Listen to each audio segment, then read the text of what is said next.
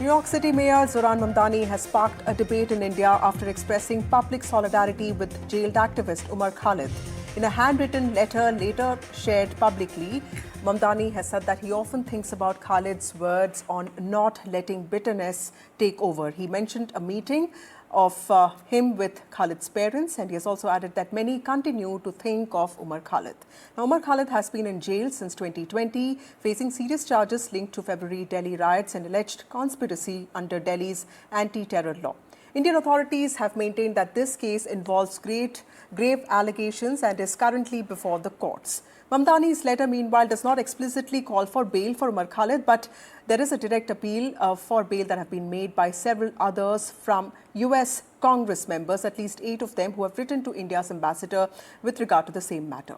The big question: when global political figures express solidarity in ongoing legal cases, where should a democracy draw the line between legitimate concerns and interference in its judicial process? That's the question we ask today. We know that anybody is free to express one's views, but Mamdani now occupies a constitutional post. Umar Khalid's matter is in the Supreme Court. Doesn't this letter also raise concerns about meddling in internal and judicial affairs? The letter does reflect concern for personal liberty and won't it do any harm for Umar Khalid? That's also another concern that some critics have raised. Remember that international eco has its own merits and demerits, but India is the world's largest democracy, so there are several nuances there. I'm joined now by Umar Khalid's father, Dr. Syed Qasim Rasool Ilyas. Thank you, Mr. Ilyas, for your time and for speaking to NDTV. Tell us about your meeting with Zohran Mamdani. When did you meet him? And why did you meet him? And most importantly, how was the meeting like? What was discussed? Actually, I had been to USA to visit my daughter who is living in Kansas City. So I desired to talk to Zohran Mamdani. I contacted his team and they have fixed my interview with Zohran Mamdani. I met him on 9th of December. And it was for 25 minutes. We had a discussion on different issues. So actually, I wanted to thank him for the letter so actually the jail diary which he has read in 2023 in some function. So I thank him and wish him that to congratulate him that he got elected as a mayor of the largest city of the world, in New York, and he appreciated that, and he said that actually I am always thinking about Umar. I am very much concerned about Umar's incarceration, and it is too long. He must get bail, at least bail, and the trial should start. So at the end, I asked him, "Do you want to convey anything to Umar Khalid?" So he said that yes, I will pen a few lines for him, and he has written in front of me 3-4 lines to addressing Umar Khalid, and that is very nice. And he was a very he was a very sober and very down to earth man. So this is the same letter that he wrote that day in front of you, which has been released now. Tell us a little bit more about the conversations that you had with Zohran Mamdani, because he's an important public figure now. Was it largely about the trial of Umar Khalid, his incarceration, or did you also discuss other things? No, my wife accompanied me because we two were there. And actually, the thing which Henny, I appreciate, and I was very glad that he remembered Umar Khalid, and he said that I am following his the entire case, and I appreciate that he is a good activist and he is raising the issues of the common people.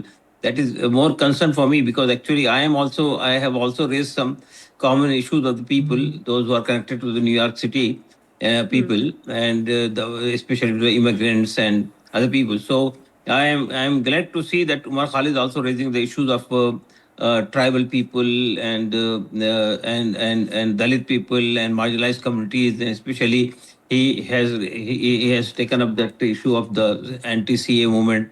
So I am following him, and I am and I appreciate him that he is definitely taking up the issue. Right. Mr. Ilyas, how do you feel about the letter that has been written by Zohran Mamdani to Umar Khalid? Because he speaks about bitterness. He says that he thinks of him quite often. There are mixed views to this letter because several people are also questioning why a person holding a constitutional post in a different country, in a foreign country, in a country like the United States of America, is writing about somebody who is an accused here, who's facing serious charges. They're saying that this is also interference in judicial autonomy of this country. How do you look at those kind of responses? There is nothing wrong in Zohran Mamdani's letter, because actually he says that Umar, I remember you and I appreciate your words, and I'm always thinking about you. I am very much concerned about you. These are the thing which is nothing interference in the country's affairs. And actually he asked me that do you want me to say something about Umar Khalid? Should I raise this issue here?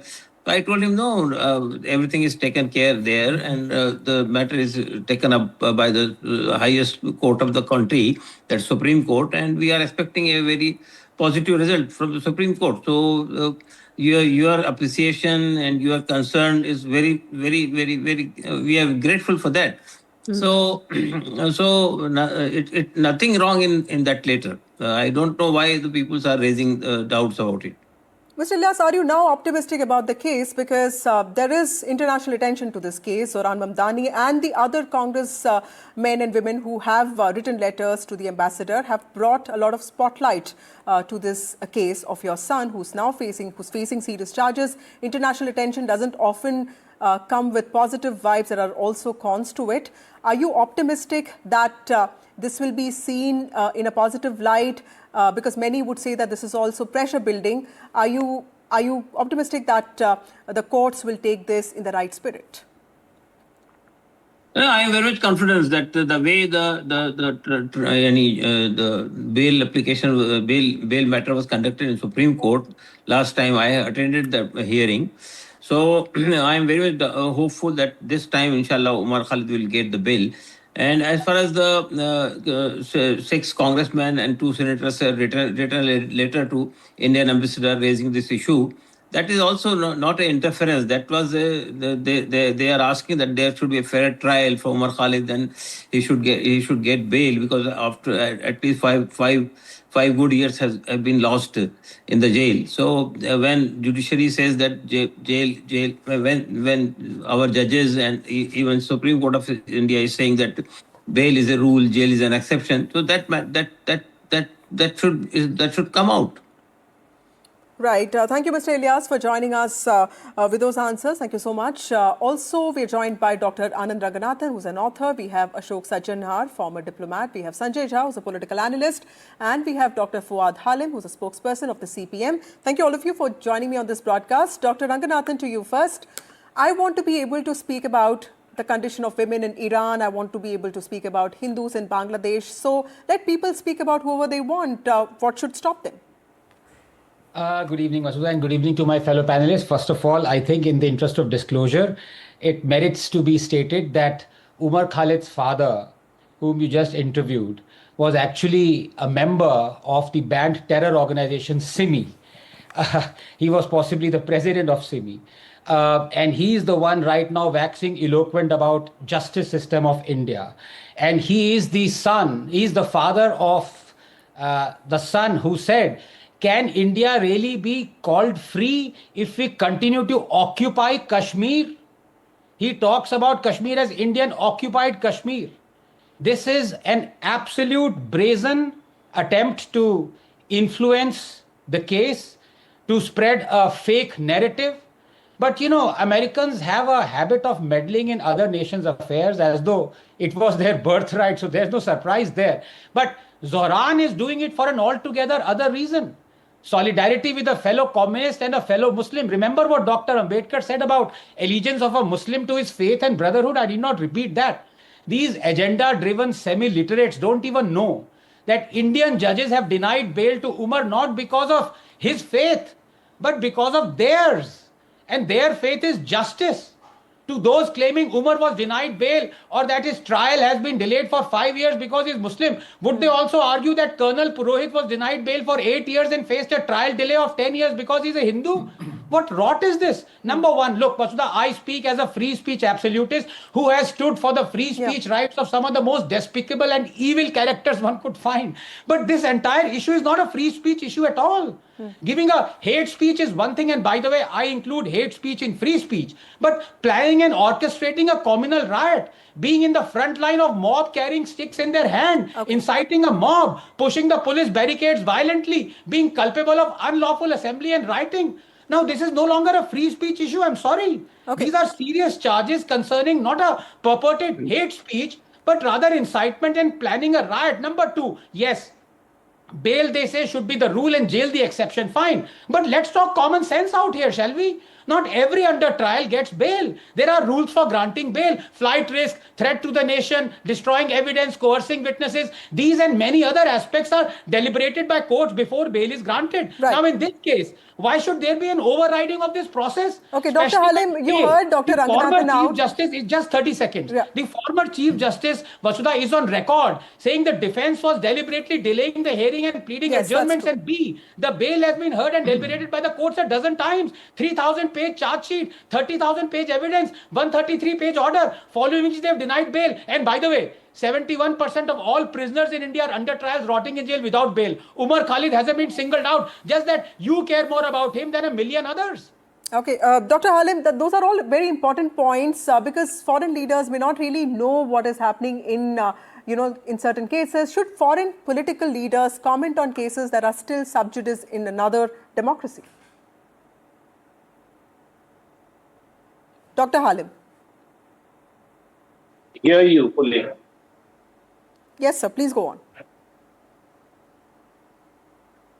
Yeah, I didn't hear the whole question. You must have heard Dr. Ranganathan speak. Well, should foreign political leaders even be commenting on cases that they may not really know everything about, and these are cases that are still sub judice in another democracy, and this is United States of America trying to do that? How do you look at Zohran Mamdani's letter to Umar Khalid? Well, I see Zohran Mamdani's letter to Umar Khalid as a very personal note from one person to another person across the globe, sharing their common thoughts on their personal struggles. And I don't see anything more in that. The second part of the question is that you have this group of congressmen and senators led by Pramila Jayapal on the US Senate, who gave our ambassador a letter in this regard, which I feel that the government of India should respond to initially. I don't know why it is taking the government of India, voted the government to respond, take so much time to respond. So I would be looking forward to the response of the government. We'll try fixing that connection with you, Dr. Halim. Let me go to Ashok Sajjanhar. Ambassador Sajjanhar, the US Congress members, I was just looking at what they've written. They have clearly asked for bail and a fair trial is what I read. Is that an overstep? Because how should India be responding to those kind of letters? Should we be ignoring such outreach, rebut this, or engage diplomatically? Yeah, thank you very much, Vasudha, for having me on the show. You see, I think it definitely is an overstep because I think you mentioned it. India is the largest democracy. It has a very robust judicial system. It has a very vibrant press. Any issues that need to be raised are raised without any problem, without any difficulty in any of the fora. So, and this case has been receiving the judicial attention for a long, long time. It's not as if, it's not like a country where there is no law and orders issue. There is no judicial system. That is a closed society, closed system. Once a person is put behind bars, that nothing happens after that. You are not heard about him. So you have to raise the issue on international fora. No, not at all. This case is an open and shut case. Everyone knows about it. There are all these, very many luminaries within India who have also been raising this issue. Our judicial system hears them, what they have to say. It responds to them. It has had so many bail hearings. So either all these 6+2 Yeah. people and Zohran Mamdani included, they have not done due diligence. They are not aware of what is happening, what is the attention that the Indian judicial system has paid to this case. So they are talking without due diligence. If they are aware, Vasudha, I can say, okay, fine, they're aware of this also. Then that means that they are trying to influence their position, one of a mayor, the other of Congress persons, the other of senators. They are trying to influence the judicial system. I don't think this is right, particularly as far as, Right. the democracy in India is concerned. The last point let me make there. I recognize a few of the names. I have heard and seen what Zohran Mamdani's case was. He is a totally anti-India establishment. Whatever is there in India, he's completely against it. He is, his job is the first day on the job. Let him get cracking on what he's been elected to do, not what he's sort of, sending out all these missives to all these people around the world. And why has one person been, in India? That's an important point. Sanjay Jha, why is there so much attention on one person? Because there have been other accused and convicts as well, under trials as well, like Dr. Ranganathan was talking about. Mamdani not just met Khalid's parents, he also wrote a personal letter. Some people might just see it as an expression of personal empathy, but is it okay for an elected leader, for somebody holding a constitutional post, to do something like this? Vasudha, good evening to you. And just give me the same amount of time that you Yes. gave to Mr. Ranganathan, and I will debunk a lot of fake news and disinformation that I think some people have shared on your program. This is important. This is important because we are not talking about a Muslim in prison. We are talking about a citizen of India. It doesn't matter whether he's left or right. He's a citizen of India. He deserves respect. And I'm going to argue the case out, and your viewers should pay attention because I'm not going to indulge in rhetoric and personal opinion making. I'm going to quote to you two very significant facts. Point number one, Umar Khalid has been actually accused of a hate speech in Amravati in February 2020. And this is, I'm quoting to you, very critical part of that speech. Hear it out. This man is arrested for being anti-national. I'm quoting Umar Khalid. We won't respond to violence with violence. We won't respond to hate with hate. If they spread hate, we will respond to it with love. If they thrash us with lathis, we keep holding the tricolor. If they fire bullets, then we hold the Constitution. If they jail us, we will go to jail singing, Sare Jahan se Acha Hindustan Hamara. The gentleman who spoke before me and my dear friend Ranganathan believe this is anti-national. Before I come to the second point, very important to point out. You know why some people don't like Zohran Mamdani? Because one of the favorites of India since 2014 has been Benjamin Netanyahu, accused by the International Criminal Court of genocide in Gaza. You know what Zohran Mamdani said? I will arrest Netanyahu if he comes to New York. You know why the right wing in India doesn't like him? Because he called Narendra Modi a war criminal for the Gujarat riots of 2002. The hard truths that we need to put in the public domain. Now, here is the interesting part that we need to know. Very interesting. Forget the fact that he's been 6 years in prison and he's not been convicted at all. But now let's look at some facts. Very important facts, okay? Citing fabricated evidence, fictitious witnesses, and I'm quoting the court, Okay. citing fabricated witnesses, fictitious witnesses, and foisted cases, Delhi's courts have acquitted the accused in out of the number of acquittals where they were accused earlier, the acquittals are 97 out of the 116 have been acquitted. And guess what the Delhi police has been told? It's been told that there is a clear case of artificial witnesses, fabricated evidence, and a clear attempt to actually distort the entire case against the accused by abusing the power of the police. And we know that the Delhi police reports to the Ministry of But Mr. Shah, Home a Affairs. lot of accused have also gotten bail in the last few years. So, that makes me think that this case is far more complex than we think. Anand Ranganathan. No, first of all, very happy New Year to my good friend Sanjay Jha. But I was hoping things would change in the new year, but I have been disappointed. I was hoping Look, the issue was, now 1 second, Sanjay, you said you will debunk a lot of, you did not debunk a single fact that I had mentioned. In fact, you muddied the water by bringing in some other case. You should have known better. The Delhi High Court has charged and denied bail to Umar Khalid multiple times by saying there is a prima facie evidence of conspiracy perpetrated by Umar Khalid in the 2020 riots case. Here you are reading some speech where he's saying we believe in non-violence and all. Please, the cases are unrelated. He's been denied bail on the conspiracy to commit 2020 Delhi riots. Now, will you apologize? I'm sure you won't. But let me go further. Look, the fact of the matter is not some American saying something meddling in internal affairs of a country. I'm not for that. I'm for anyone saying anything about any country. But at least speak with facts.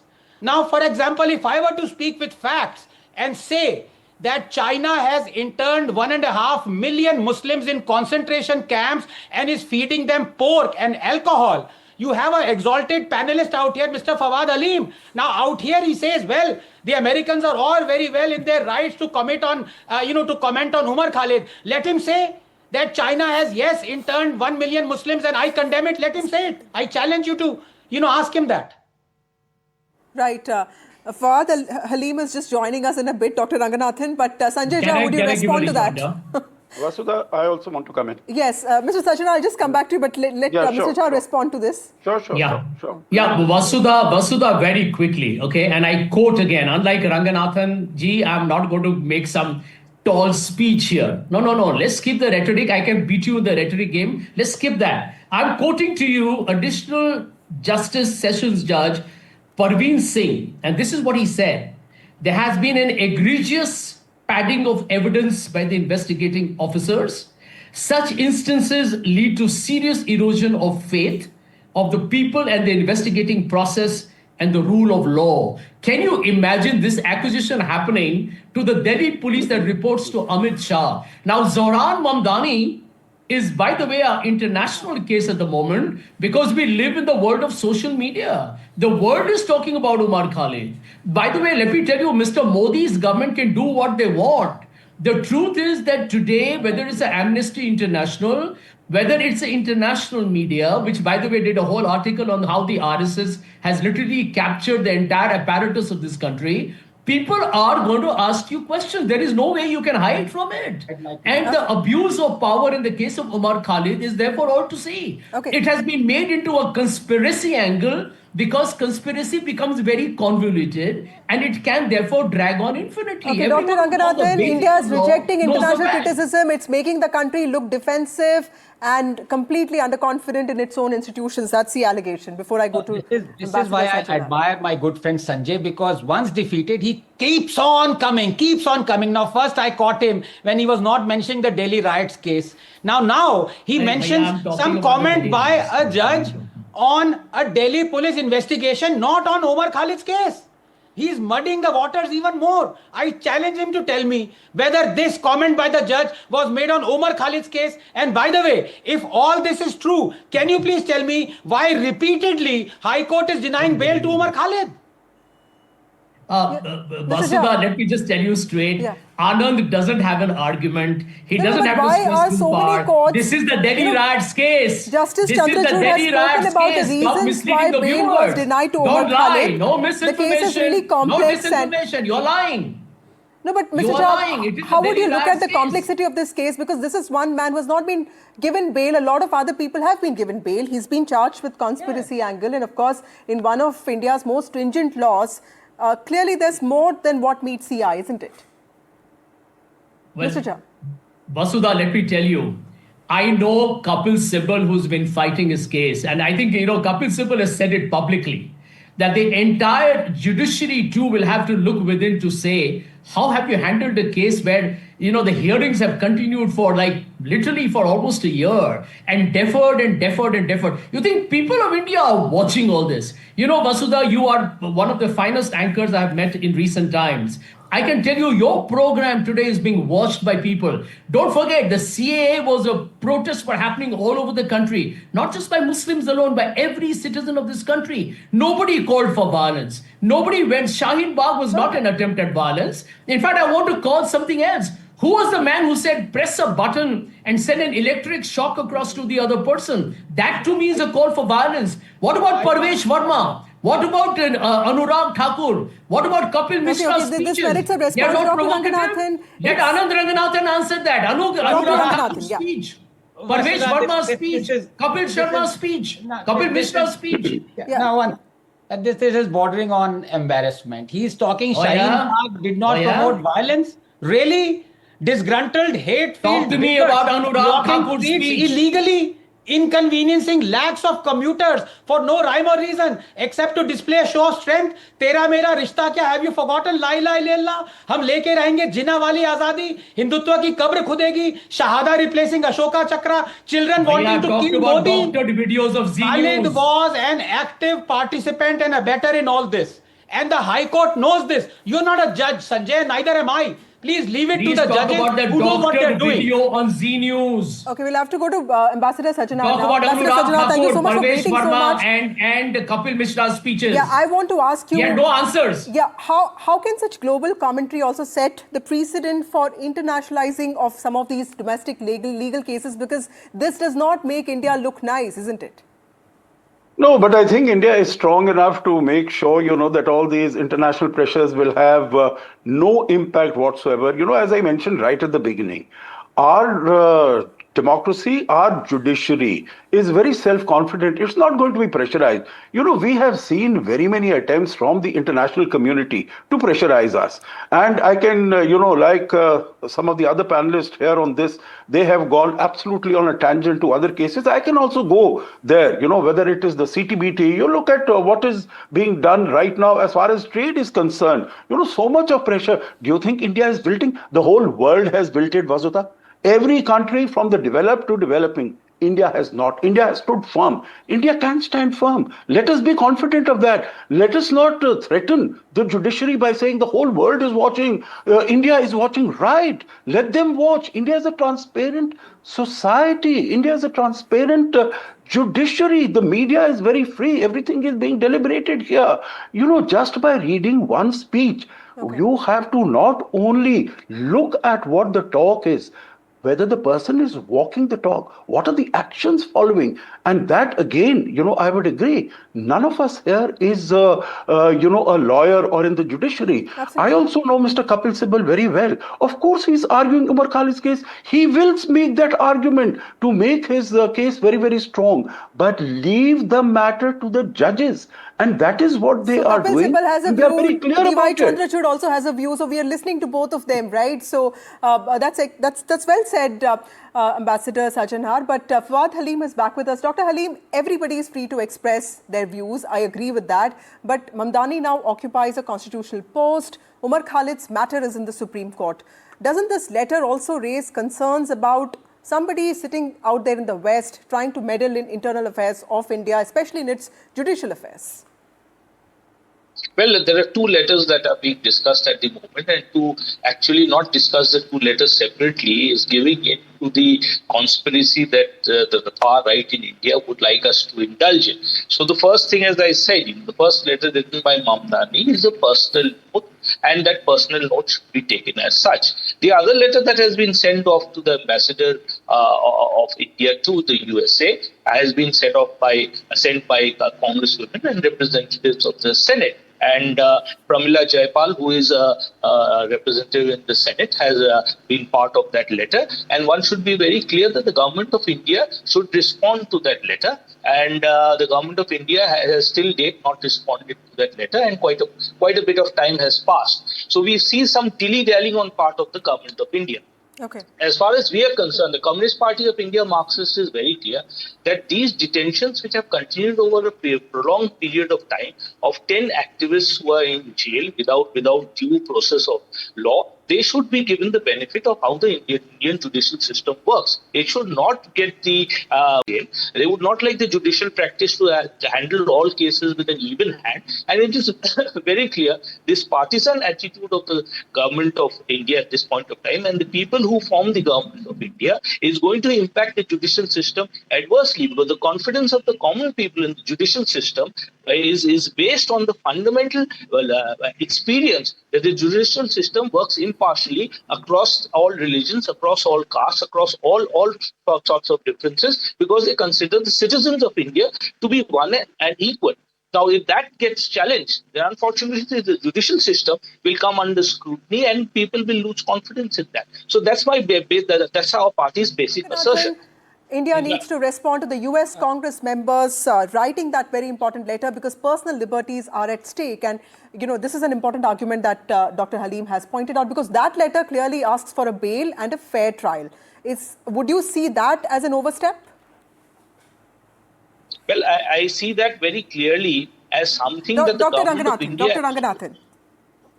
Yeah, no, I mean, Dr. Halim continues to be a hero for me. He's a doctor, he's a COVID hero, but this is something else. So please permit me to indulge in him and ask him a couple of questions. One, does he believe that China has interned 1 million Muslims in concentration camps? And number two, can he show me one instance where he or his party CPIM condemned that Colonel Purohit was incarcerated without bail for 8 years and his trial dragged on for 10 years? One instance. Well, I think so. Anand Ranganathan, who's a researcher in biomedical, molecules, I have great respect for him also. But this being another thing, he has distracted away from the question that is running on the scroll at the moment. And the very reason that he runs away from the question that is running on the scroll at the moment is because he doesn't have answers to the concrete question. The government of India is yet to respond, and I think so. Anand Ranganathan should be the first person asking his own government as to why they are not. I think we'll take this question to Sanjay Jha. Sanjay Jha, respond to that. Sanjay Jha. Yeah, Vasudha, I have one point to make, okay, and this is critical because it concerns everyone watching your program, not just us because we are on your panel. The Supreme Court on hundreds of occasions of late has been talking about the bail is the norm, all right? So my question through you to the eminent honorable judges in the Supreme Court is, why is Umar Khalid an exception to your own articulation? Can we incarcerate an individual in jail, no matter what the charges against him, if they are not proven? He's not convicted. He's in jail. Justice Chandrachud spoke about this, but because we don't have a justice on the panel, Dr. Ranganathan, please respond to that. I've already done so. Yeah. Bail is not the rule. There are conditions for bail that the judges themselves rely and decide upon. For example, you may coerce a witness. For example, you may intimidate a lot of people. The forces, the executive, the legislature. So there are conditions for granting bail. Are they not? I mean, I'm amazed at the ignorance. But Dr. Ranganathan, there is one thing. Prolonged detention also raises, issues of civil liberties. How is India going to recognize that? Because there's a young person who has been incarcerated for such a long time. Absolutely, and I myself have spoken about it. I myself am aghast at our national statistics. 75% of all Indian prisoners are under trial. This is shocking data. But to say that, release Umar and let the others, let us not talk about it, is doing disservice to the process of justice itself. Okay, Mr. Jha, respond to that, sir. Yeah, let me tell you, everyone who watches TV program and has seen how many people from the opposition have been hounded by this government and put in jail, process is the punishment. The idea is to give you a chill that, hey, listen, we can come after you, throw you in a jail, you get a bail, but you're stuck with it for the rest of your life, right? It's a form of intimidation and harassment. Here is the fundamental point. I quote it to you. The courts have themselves questioned the Delhi police investigating the Delhi riots case of 2020, saying there are multiple cases of fabricated witnesses being forced to make statements under all kinds of pressure, and worse, the way they have actually created, according to the evidence on record, fake cases. So this whole case is viciously political, and we all know why. Mr. Umar Khalid is a Muslim.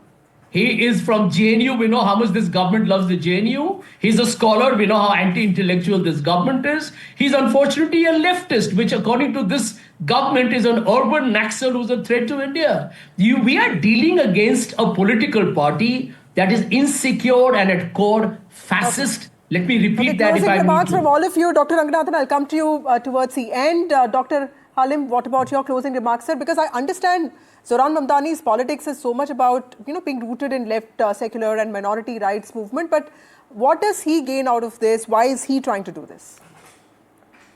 Well, it's very clear that Zohran Mamdani identifies with some of the issues that Umar Khalid has voiced himself on. And he finds after reading his book that he should express his solidarity to his family. And at a very personal level, he is given a personal note. But this is also oversimplification of a complex case, isn't it?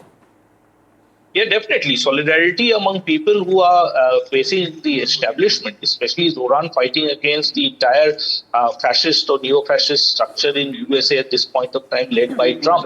And Umar Khalid fighting the battle against Narendra Modi. But there are similarities. Wherever fascist forces raise their heads, the people who fight them, they express solidarity for each other. Travelers, that's an important point. Ambassador Sajan Har, your closing remarks. My closing remarks are basically that in the normal cases, bail might be the rule, but here, of course, the judges have looked at the gravity of the case, and that is why they have decided that, this does not merit to come under the normal rule. So I think we shouldn't really be arguing it and, flogging that horse over and over again. The other issue that is mentioned is that the government should respond to this letter. I don't know, frankly, when this letter was written. I have just come to know about it today or yesterday. Now, this is fine. I'm sure the official spokesperson of the Ministry of External Affairs is going to give a comment on that. But it is not an issue that, one should expect that if the letter has been issued in the morning, then by the afternoon, my government should respond. No, I think all issues have to see what is the importance of that in the overall scheme of things, and then they will respond. Of course, every government also needs time to consider in what way to respond. Right. The last point that I want to make here is that I know number of names on this. All of them are what are called the extremists as far as the Democrats are concerned, where Zohran Mamdani also comes from.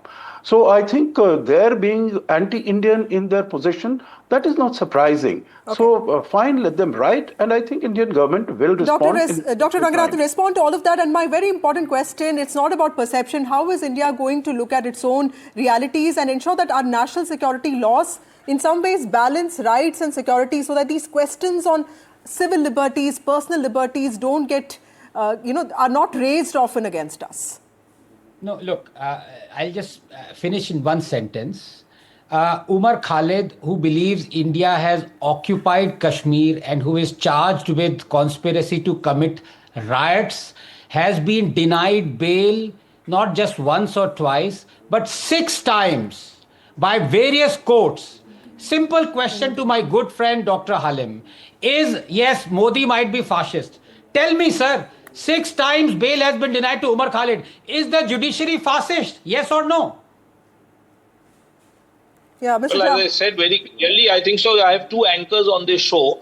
I didn't know since when NDTV has had employed 2 anchors. Sir, we couldn't connect to you most of the time. But anyway, no, it's very good. I think so. Anand Ranganathan is asking questions on behalf of the Modi government and as well as NDTV. So I don't mind that. That's the way things are evolving in India. And that will be reflected across the whole spectrum. You can also ask him a question. I will get him to answer that. Please do that.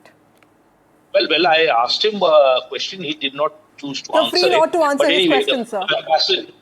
Yeah, absolutely. So my response is very clear that if we find in India people who have their immense confidence in the judiciary, if that does not sustain itself by the behavior of the judiciary, definitely the judiciary will come under the scrutiny of the people. The people are always above all institutions in India. The constitution starts with we the people. Everything follows suit to that. Quickly, so Dr. Ranganathan, before I wrap the show. No, look, this is, much as they would have liked to portray this, and they have portrayed many instances, that this is at the beck and call of Modi. But right now, they dare not do it because they know the fact, they know the truth. The bail has been denied by various courts 6 times. It's not just that the Modi government is denying and doing this fascist enterprise. So they're running around, scurrying around like rabbits, don't know what to do, what argument to put on the table next. Okay. But that is typical of communists. Okay. Thank you all of you for joining me on this broadcast. As international voices weigh in and Indian courts continue their work, we feel that the final answer must come not just from statements and symbolism, but from the rule of law, independent, fair, and of course, trials that are decided within the courtroom.